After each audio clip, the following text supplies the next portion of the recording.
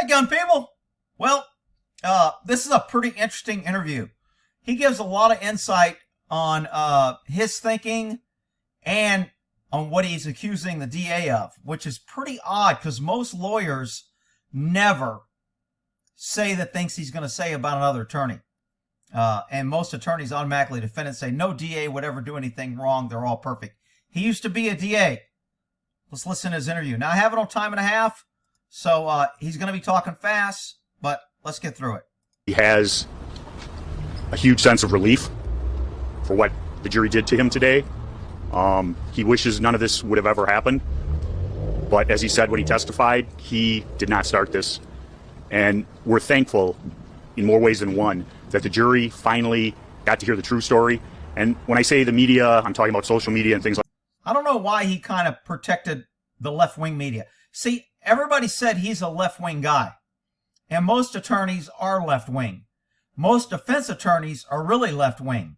Most DAs are left-wing, but they just don't really say it. They want to come off like they're hard on crime and they believe in law and order. But most DAs, because they're lawyers, are left-wing. So he gave the regular left-wing lying media a pass and kind of said social media. So he's just showing his bias. He's a lefty. It's like that.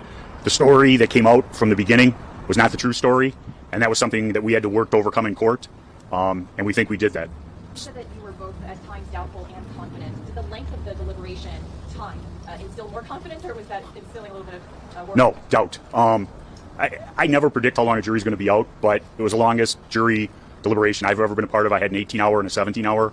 One was a federal and one was a state case.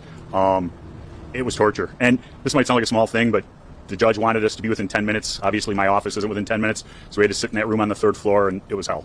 What did you talk about the decision? Lawyers hate hanging around a courtroom when they can't leave. I'm surprised he only gave him 10 minutes. Normally, the judge will give them 30 minutes to an hour away. You got to be here within 30 minutes. That way you can kind of go home or whatever and relax. The fact that the judge said, I want you there 10 minutes away, man, that's pretty short notice. To put Kyle on the stand, was that a close call for you? Do you think that made a difference in the case? You want the truth? Yes. Had to put him on. It wasn't a close call. So it sounds like they asked, when did you decide, or was it a good thing? He said they had to. I wouldn't necessarily agree with that, but his reasoning where they had two mock jurors and the one where he testified he did much better. Hey, had they not put him on, maybe the jury would have convicted. That's the problem with these cases, is at the end, everybody wants to say, if they won, I did right. Everything I did was right. That may not be true. We don't know if that was a good move or not. We don't know if the jury was like, I was going to let him go before, but once he testified, I was questioning. We don't know. At certain points, we wondered whether we would put him on. We had a mock jury, and we did two different juries, one with him testifying, one without him testifying. So when they say mock jury, that's a good thing, because Kyle got to testify twice on the stand with mock attorneys questioning him and grilling him and asking him and making him look bad. I thought Kyle did a great job, and now that he said they did two mock juries to where he got actually grilled by mock defense attorneys and mock prosecutors, that really helps prepare somebody, and that may be why he did so well on the stand. It was substantially better when he testified, to a marked degree, and that sealed it. But in Wisconsin, if you don't put a client on the stand, you're going to lose, period. I'm kind of surprised he said that. And he said in Wisconsin, if you don't put a client on a stand, you're going to lose. Man, that's a bad thing. That's a good thing for the DAs. The DAs love that, because now they'll charge everybody and said he has to put him on a stand, and we'll either get a conviction because we put him on a stand and we'll trash him, or they won't put him on a stand and we'll get a conviction. That's not good when a jury is that predictable. So I don't know if that's a good thing. Do you see it as the crucial moment in the trial? There were a lot. I think it's at the beginning, but when Attorney Binger gave his opening statement and said those things that Kyle chased Rosenbaum down, I don't know where that came from to this day. It was ridiculous. He was lying. He's a freaking liar. And DAs do it all the time. It's amazing the pushback when you accuse a government DA of misconduct. Everybody's like shocked. Everybody's like, oh, it must be something personal. He must have slept with your wife. I mean, it really surprises me how dumb people are about their government, and especially a DA's office. I mean, they are full of lawyers, and it's the most crooked lawyers, and lawyers with power and lawyers with immunity. Who could predict that unethical shit would be going on? And that gave me something to really show and argue to a jury that this isn't fair. It's not a game. And I think that was huge. Corey, my co-counsel, and I stress the word co-counsel, he was not a second chair. That's a really good compliment, that, because sometimes when you said second chair, you're like the assistant. That woman that was playing a video, she might say she was second chair at a trial. He really gave his buddy a compliment, and he said they're friends and they've done trials before, which is why they probably compliment each other in certain ways. But that was nice of him. I mean, he's making points that he's a pretty decent guy, even though he's a left-winger.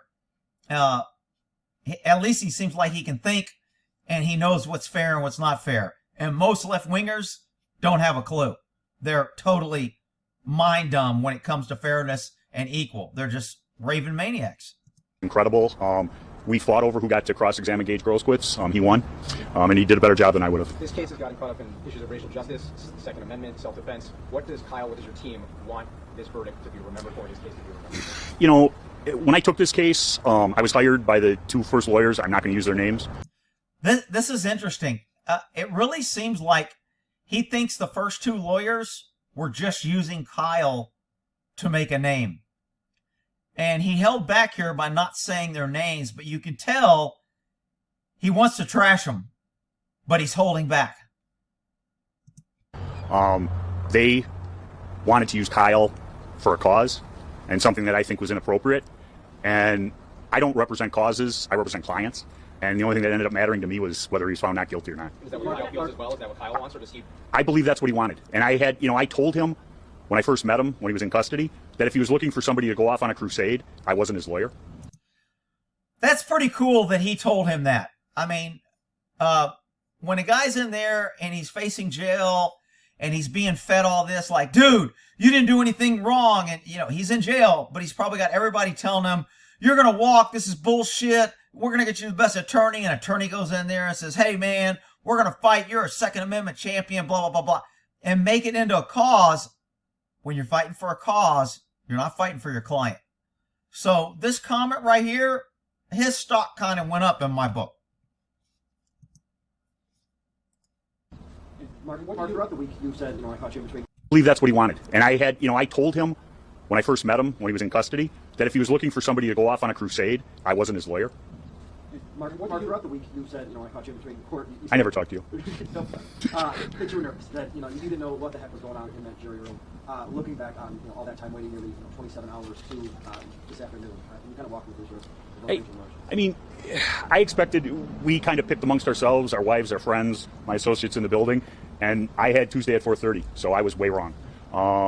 So see, they had a little jury pool. Remember I told you we used to kind of pick who could get the right time? He said Tuesday at 4:30. Today's Friday. Man, he was way off, wasn't he? Nobody had it going past Thursday. And, there was talk today about whether they were going to deliberate on Saturday. So nobody had him going till Friday. Nobody won the pool. That's why every once in a while you just got to take the long end and go, what the hell? I'll say Friday. And you know what? I'll be honest. There is a lot of trials that end in Friday. And I don't know if it's pressure of the weekend to finish, but it's kind of odd. If you look at a lot of major trials, you always get a verdict on Friday. And a lot of times it's at the end of the day on Friday. This one was kind of in the middle of the day.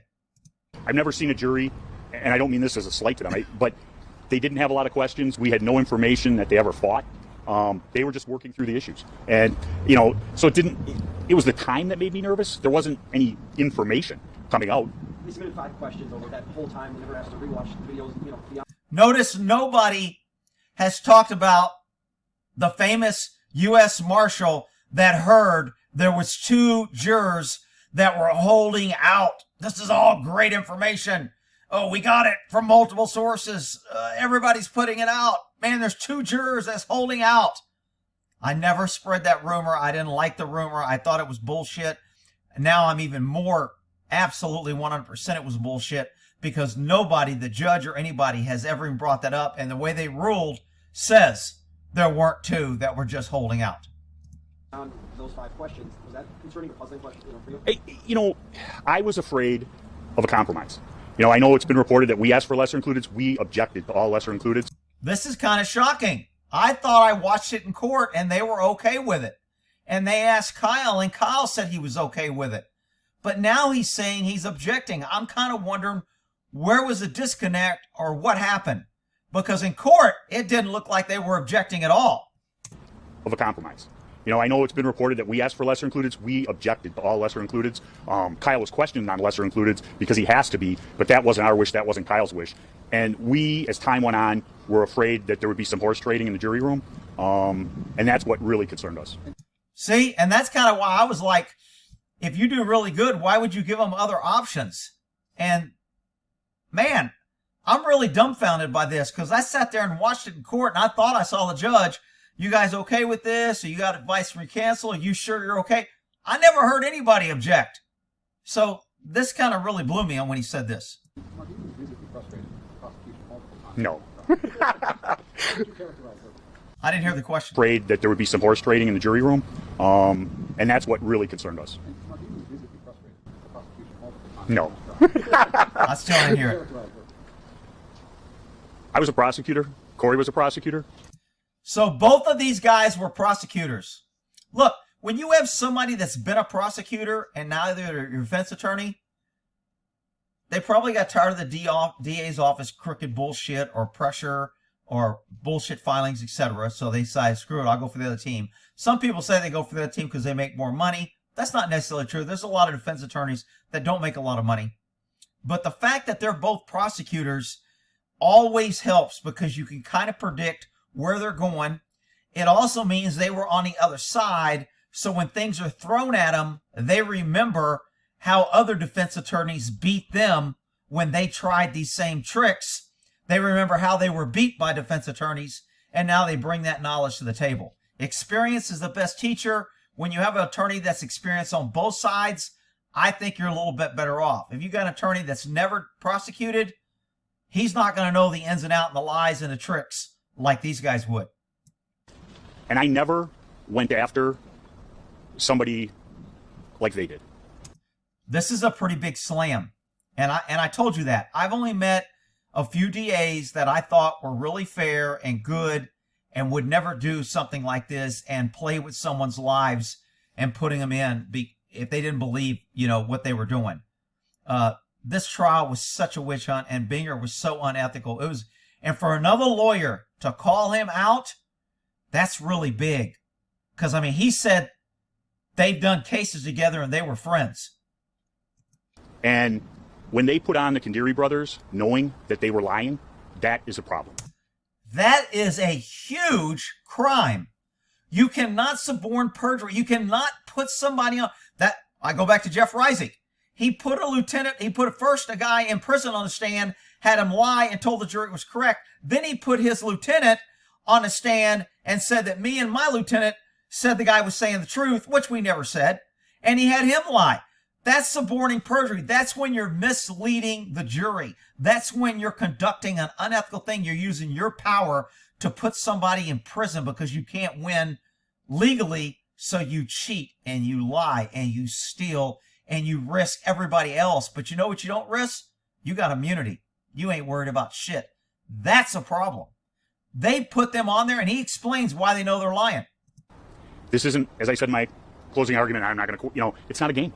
And you're playing with an 18-year-old kid's life. And they were willing to put those guys on. Detective Howard and Detective Andranian had both interviewed them, and in their police reports said, we know you're lying. Did any of y'all hear that in the trial? Did any of y'all hear that the cops said the brothers were lying in their police reports? Why? Why didn't we hear that? That's what drives me nuts when people want to crack on juries for giving bad decisions. Why didn't they say it on a stand? Why didn't the defense attorney ask them on a stand? I do not get this. You got the two lead detectives that said in their reports the brothers are lying, and the dirty DA put them on there and let them lie to the jury and never made the jury or anybody else aware that the cops that interviewed him knew they were lying. That's some freaking low-down bullshit. That's a huge violation, and any good attorney general would be filing charges on his ass. Any good DA would be firing him for that shit. But you know what? DA Binger will be prosecuting you if you go commit a crime in Kenosha. Guaranteed. That's most DA's offices, and that's where people need to wake up. I can't ask that question when they're on the witness stand of the detective because one witness can't comment on another. So they... Oh, I didn't hear that part when I first listened. That's why he couldn't ask him. I don't know if I agree with that. I can give an opinion to what somebody's statement is, especially as the lead detective. I'm offering opinions. I've worked the whole case. I think he can get that in. You guys need to run that by some of these attorney channels that y'all are watching.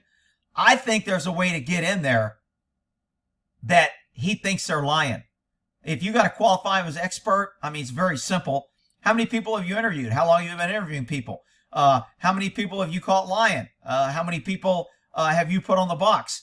Out of all the witnesses, do you ever form opinions on the witnesses? Yes. What's your opinion of this witness? I just pretty much qualified you as an expert. Remember, to qualify as an expert, you only need to have more knowledge than the average person. It's not a high standard. I think he could have got that in.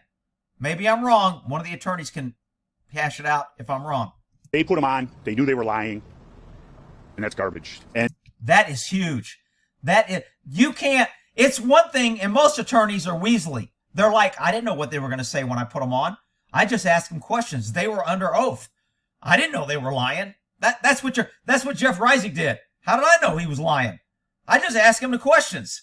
He knew the answer before he put up. That's why I put him up there. That's why he didn't call. I mean, it's just sleazy, and all attorneys and judges know it, and they look the other way because they have that lawyer blue line that everybody's always accusing cops of having. And I'm thankful we're never going to have to litigate the issue regarding the drone video, but they kept saying we stipulated to it. We let it in. We agreed to let it in because we saw the quality we were given and the jury couldn't see anything. And then they're saying, well, his first lawyer had it because it was on Tucker Carlson. John Pierce never had that video. We've talked to Fox News. We've talked to... He just gave out the lawyer's number. John Pierce evidently must be the first lawyer. Tucker Carlson show. The video that was on Tucker Carlson show started right when Rosenbaum threw the bag. It did not start with the part that they showed at the beginning. It's a huge difference. That's what they built their whole case on with that garbage photo. And, you know, maybe you don't expect everything in a trial, ever. And that program that they used and the expert from the crime lab specifically says on the company's blog, artificial intelligence enhancements are not to be used for forensic evidence. And they did it. And our research after it, it would have been the subject of a huge motion. We don't have to do it. A huge motion, meaning they would have probably appealed this. And I think they would have won on an appeal. I mean, this should have never went. Not only should it never went, the DA was crooked in several areas. He suborned perjury on the two twins. He misrepresented on the video. He brought up a client's Fifth Amendment right to remain silent, implying that they're guilty if they remain silent. I mean, he just did so many unethical things in this trial.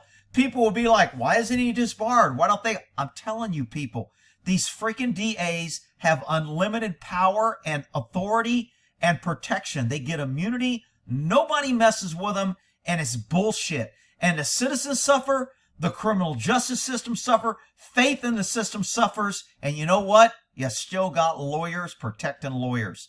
I'm really surprised that he called him out. You said going into this trial, you didn't want this to be about cross. But in your opinion, what do you think this verdict says about the Second Amendment? No, I don't know that it says... I mean, I personally don't like people carrying AR-15s around. You know? Right there. Wow. Talk about some bias. But you know what? An attorney, a good attorney, doesn't have to agree with the client or even like the client. His job is to represent him zealously within the law. That's his job. You know, there was so much anger and so much fear in Kenosha on August 25th that people did arm themselves. And, you know, we knew from the beginning that if you read that statute correctly, I know everybody thought I was crazy. If you read the statute correctly, he was legal in having that firearm. And obviously, once the evidence came in, the judge threw the charge. They threw the curfew.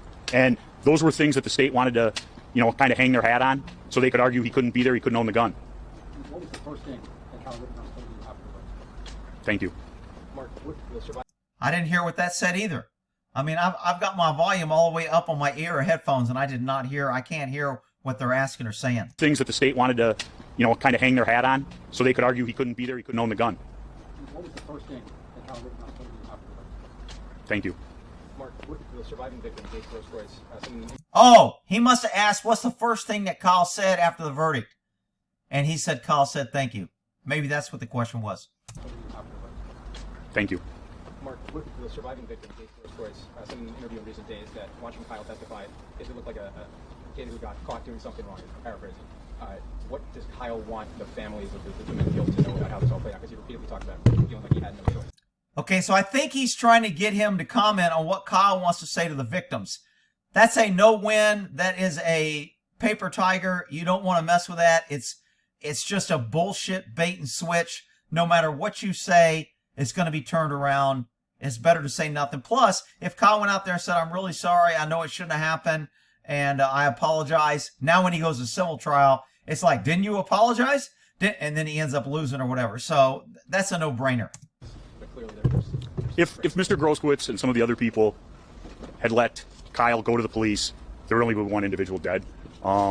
They referred to him, and I talked about it as an active shooter. Anybody can look up the definition of an active shooter from the FBI, law enforcement. He didn't meet it, but the way that those words are so charged, that's what they used. They wanted to paint him as that. I wish nobody died. I wish I never met Kyle Rittenhouse. And I don't mean that because he was a bad client. I just mean because then this wouldn't have happened. whether or not Seems like a pretty good guy. I think he's sincere. I don't see this guy talking to the reporters, trying to blow his own horn, trying to say I'm the smartest guy and all. I just don't see that. He seems like a pretty genuine dude. he feels he had to do it, is he remorseful? Does he feel bad about for those families? I think he does. We've talked about it. There's been so much talk about whether the tears were genuine. All I can say is when we prepared Kyle and we worked on his testimony, there were things we couldn't talk about in my office because it got too emotional and he couldn't handle it. He's in, counseling for PTSD, so he doesn't sleep at night.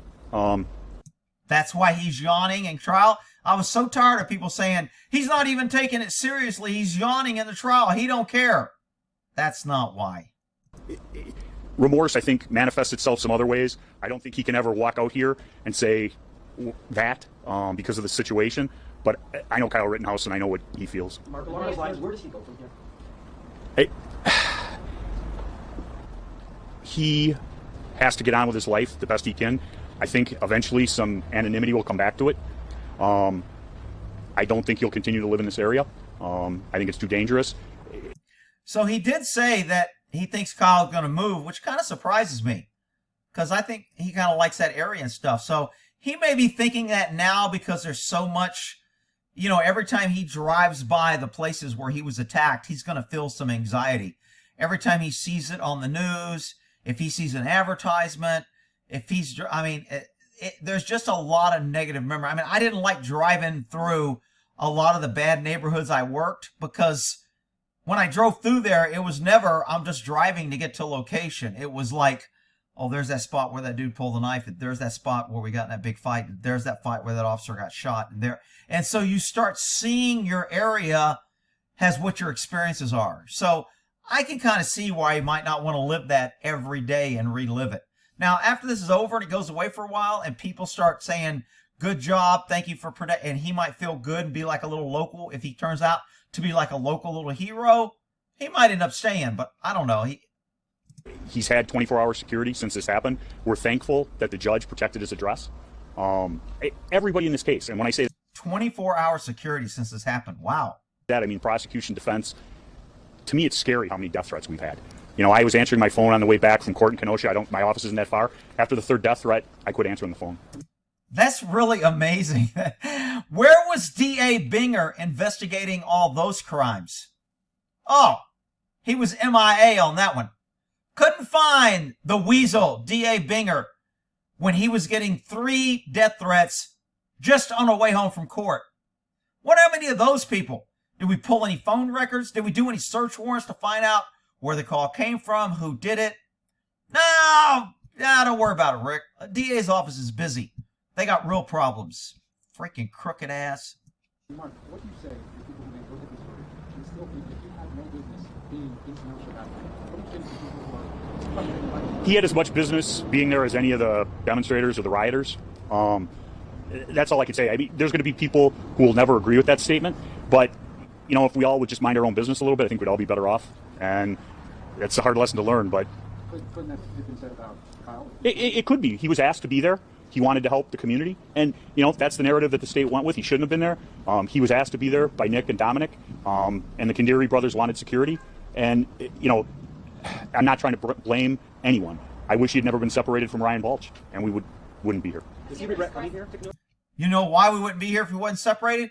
Because Rosenbaum was a little coward weasel, little man syndrome, and he wanted to get Kyle alone. And when he saw his chance, he took it.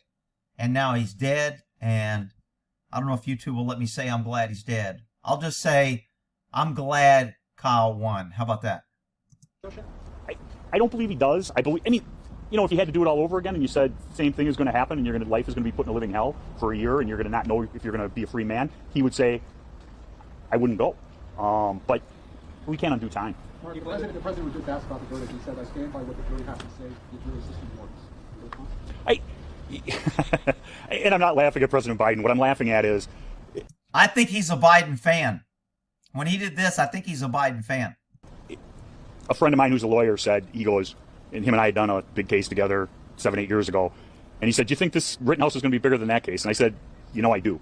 And he said, why do you say that? And I said, I've never had a case, and I don't think I ever will, where within 2 days or 3 days of one another, you know, the president and the presidential candidate comment on it. And both of them had such different beliefs. President Biden said some things that I think are so incorrect and untrue. He's not a white supremacist. I'm glad that he at least respects the jury verdict. So he gave him a compliment. He dogged him, but then he gave him a compliment. Evidently, Biden said today he's okay with the jury verdict. The jury made the call or something to that effect. And so he threw that out. I'm glad he respects the jury's decision. He's a freaking idiot. So he's obviously a Biden supporter, which I don't know if I can have a Biden supporter representing me. And if the government had any information regarding his cell phone or anything, that he'd been to any of those websites or been online doing that kind of stuff, it would have been introduced in evidence. It wasn't. We were the individuals who released his cell phone, which couldn't be cracked by the FBI because we had nothing to hide. For those of us that got here a little bit late, can you just kind of reiterate or go over his reaction immediately after? No, I'm not doing Do you plan reruns. to represent him in any civil actions? What's that? Do you plan to represent him in civil actions? I'm a criminal defense attorney. I don't do civil stuff. You're a veteran criminal defense attorney. Talk about what's the one thing you learned, if you had to say the biggest takeaway from this case, what you learned? Every case is different, and every case has surprises. You know, I learned I could wait 24 hours for a verdict. What about what happens to the $2 million bond? I suspect there will be a fight over that. You know, John Pierce is the person who posted the bond. All of that. I don't know who this Pierce guy that posted his bond. And evidently it sounds like from this comment that they're fighting on who gets the bond back. Money was raised on behalf of Kyle. Linwood and Fight Back say that they're entitled to it. There was, and when I'm using round numbers, but there was $500,000, I think, that came directly from Wendy Rittenhouse from money she had raised. So there's going to be a fight over that, and I'm just thankful that there will be a fight over that, because if he had lost, it wouldn't have mattered. No, Kyle had aspirations to be a first responder. That's still He wants to be a nurse. wants to be a nurse. What would you say is your biggest takeaway So it sounds like Kyle wants to be a nurse. is from this 25+ hour jury deliberation? What do you think that says? I need to be more patient. Now that he has been acquitted. He says he needs to be more patient. He learned he could wait for a jury 24 hours. I remember when he was doing that damn pointer and it was behind him, and he was getting so frustrated that he had to turn around and click to the next slide. And I mean, look, high profile. He's a type A guy. He likes to be in the middle and hard charging and all that. I mean, good attorneys are that way. Good cops are that way. So, I mean, it kind of comes with the turf. Look back and point to a pivotal moment that was successful for you that you think created this outcome. Getting rid of the first 2 lawyers. Wow. You talk about a slam. I think the question was something about what was the best thing that was done or the most important thing that changed this case or something. And his answer was getting rid of the first 2 lawyers. Ouch. Man. I'd like to talk to the first 2 lawyers on that. And, you know, that might be a smart alecky comment, but I mean that. And I got my best friend, Corey, to join, who I trust. And to be able to work with somebody who you don't have to check their work, you don't worry about what they're going to be doing, you give them a project and it's done as good or better as you do yourself, it's priceless. There's been a lot of commentary on the prosecutor's performance in this case. What would you say being up there with them every day? You must have got here a little bit late. I've known Tom Binger for a long time. I knew him when he was a civil lawyer. I'm disappointed with some of the things he did. Known him for a long time, knew him when he was a civil lawyer, and he's disappointed. See how he kind of toned it down? It's very rare for an attorney just to call out a dirty attorney and say, that shit was wrong. You suborned perjury. You knew your two detectives said they were lying, and you put them on a stand and let them lie to the jury. You're a low-down, dirty dog, period. And I've said why. Such as what? Putting on the Condiri brothers when you know they're lying. Changing your prosecution, going with provocation after you say that my client chased him down and shot him in the back. Calling him an active shooter when he's not. Justice is done when the truth is reached, and I don't know that it's set up to do that, but a prosecutor is supposed to seek the truth. It's not about winning, and this case became about winning, and that's probably why it got so personal. Wow. I've been saying that the whole damn trial. How the judge, what do you say about how the judge handled the case? I've never seen so much made of so little, and that's not to pick on you guys or anything like that, but Sounds like he didn't have a problem with the judge, and he thought the judge was doing fine. I know there was a lot of picking on the judge. I thought the judge was okay. I didn't think he was overly biased. I think he was pretty fair. And it sounds like he does too. But people that don't see a lot of judges really, I guess, were offended by this judge. I've tried cases as a prosecutor 100 years ago in front of Judge Schrader. I've tried cases as a defense lawyer, and him and I butted heads as a defense lawyer. Judge Schrader gives you a fair trial as a defendant. You don't want him to sentence your client, okay? I have heard that he is known to give out max sentences. He doesn't play around. If you're guilty, he sends your ass to jail, which I'm okay with if you're really guilty. But in this case, we were looking for a fair trial, and if we lost, we knew what was going to happen. So it wouldn't have mattered whether it was that judge or some other judge. He's getting life in prison. So I'd rather have a fair trial. What a shame. Life in prison. He's 18 years old. And the jury saw through it and set him free for the rest of his life. Wow. Thought he gave us a fair trial. Everybody got all crazy about the tumbler. Who cares? That has nothing to do with this. I don't even know what they're talking about, the tumbler. Maybe somebody can clear that up in the comments. They got all crazy about the tumbler. What the hell is a tumbler? I don't get it. I mean, I've seen the tumbler used before. I've seen clerks pull things out and suspicious things happen. Kyle pulled it out, and I'll be real honest. We had every juror scored on a sheet, and we were devastated when those 3 of the 6 jurors were separated from the panel because we thought they were 3 of our strongest jurors, and Kyle pulled their names. So I think it's a good system. It sounds like Kyle picked the alternates. They put them in a tumbler, and he reached in and pulled them out. I didn't see that, but I'm okay with that. I've got a trial in front of him, a big case, and maybe in that one I'll think he's unfair, but he's a fair judge. But he also said something about... If you got another case coming up in front of a judge, you don't want to come out here and say he's unfair, because if you think he's unfair now, wait till you come in front of him again. So he's saying he's a fair judge, but I think he was a fair judge too. I don't think he said that just because he's got a case coming up in front of him. Like in the future, he plans on rethinking the possibility of live coverage to this extent. Given what you guys have gone through, he mentioned that you guys went through a lot, there were threats made to you. What do you think that should be going forward, setting a precedent about? I don't know about that. I think that I've never done a case that was televised gavel to gavel. I've had cases that have gotten media coverage.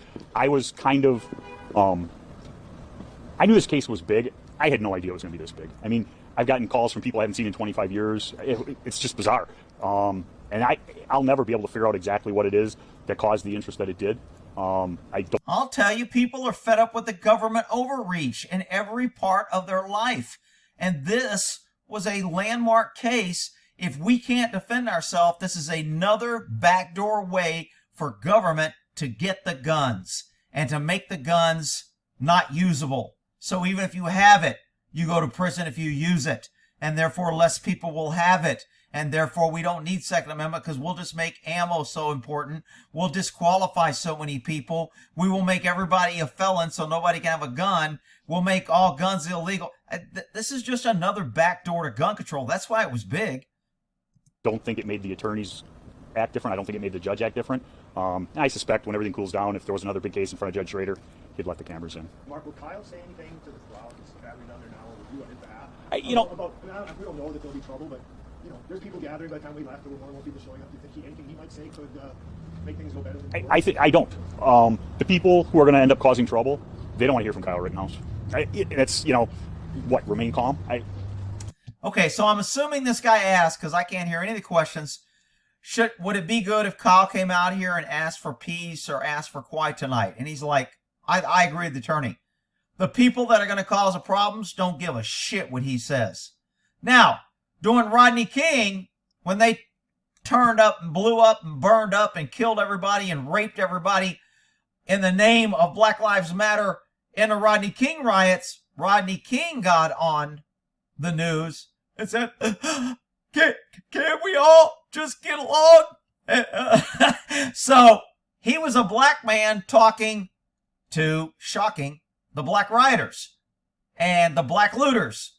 And so that may have impacted them. But for Kyle to say to these guys, don't tear up the city, they don't give a shit what Kyle says. I agree with the attorney. What do you think the wider implications of this verdict are? I don't think it's that kind of case. I mean, when you want to talk about implications and precedent and things like that, is it ever going to happen again? Is there ever going to be just a total unrest in Kenosha or some other city, and that's going to happen? There will always be a case that government overreaches and abuses their power and does shit they shouldn't do because they can. You have no worry in the world that something like that will not come up again.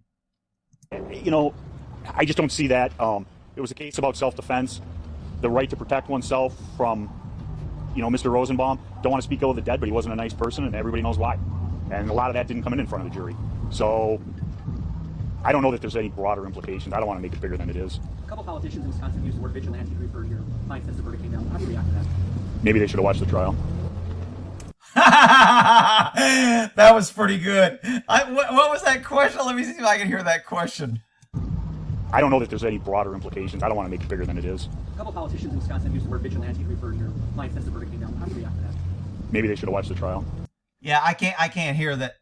I've heard some of the news saying that now you can run around and kill people and it's legal and blah, blah, blah. And they're making a big, and it's white privilege. And, the poor black people that were rioting had to witness this. Even though a white guy killed a bunch of white people, it's still the poor black people that had to see whatever. I know Kyle Rittenhouse said thank you to you. You said that after the verdict was read. Can you share any more about general reaction from him or his family in that moment? It's one of those things that anything that's said at this time is kind of meaningless. We have to take it in, reflect on it, and, what's he thanking me for? And I don't mean that it's insincere, but it takes a while to process what happened today. I haven't processed it. I don't think, I can't answer that question. If I had to guess, and it would be a guess, I don't think they'll stay in Wisconsin. What's next for you? I got a trial in a week. I'm going to take a couple of days off and go to the Badger game tomorrow, which I've missed. Jump around? Hopefully. I've missed a couple of Badger games because of this trial, and I'm very much, we were afraid we weren't going to get to go because they were going to have them deliberate on Saturday, and I want to see them beat Nebraska. I don't know who the Badgers are. Sorry. Somebody's going to be hating on me in the comments now. How do you not know who the Badgers are? I don't know who they are. I know what Wolverines are, but I don't know who the Badgers are. Do you have any sense that they agreed to those verdicts much earlier, but maybe just took some extra time to at least leave the impression they really thought through it? It wasn't a quick, sudden decision. I don't believe that. I don't believe that. I mean, there was the questions, and I think I said this to some people yesterday when they asked to call off at 4 o'clock. You could see the tenseness in those people, the jurors, at least I could, or I sensed it, who were entering that room. And, if they wanted to quit early because I think they were tense. And if there was some early verdict and they were playing all of us for fools, they're great actors and actresses. I don't think that was the case. Are you think about the Rittenhouse family? I believe so. I have clients from 30 years ago I still talk to. I get one of my oldest favorite clients. He moved out of Racine, moved to Minneapolis. He texted me congratulations. I talk to him once a month. I try to stay in touch with clients who want to stay in touch with me. I like to see him do well, and I hope that Kyle does. Do you think that those people will profile? I hope so. What do you think the amount of time that the jury took to do this says about how they handled it? They took it very seriously. As I said, it's the longest jury I've ever had out. Wow. Can I go home? Anything else you haven't asked yet? Mark, do you think Hill would ever talk? Probably. I'm not in charge of his media. I don't have anything to do with that. I think I said, do you think he'll ever talk? I think he will end up giving interviews. But he's getting so much advice right now. He's overwhelmed and everything. I thought this was a pretty good interview. I wonder if anybody has seen the Weasel give an interview. I thought I saw a Weasel stick his head up right back here. But I wonder if anybody has seen the Weasel, D.A. Binger, come up here and start blaming. Because in DA's office, Monday, I guarantee, oh, man, I'm so sorry you lost. The jury screwed that up. Man, the judge screwed you, man. That was bullshit. You did a good job. Don't take it personally. Hang in there. That's all the DAs will be saying to Binger come Monday morning. It'll be like, oh, poor Binger. Everybody gave him a raw deal. Yeah, you freaking piece of shit tried to send a kid away from her life just so you could win. And they'll be feeling sorry for him. All right. I thought this was a good interview with some good insight. We'll end that there.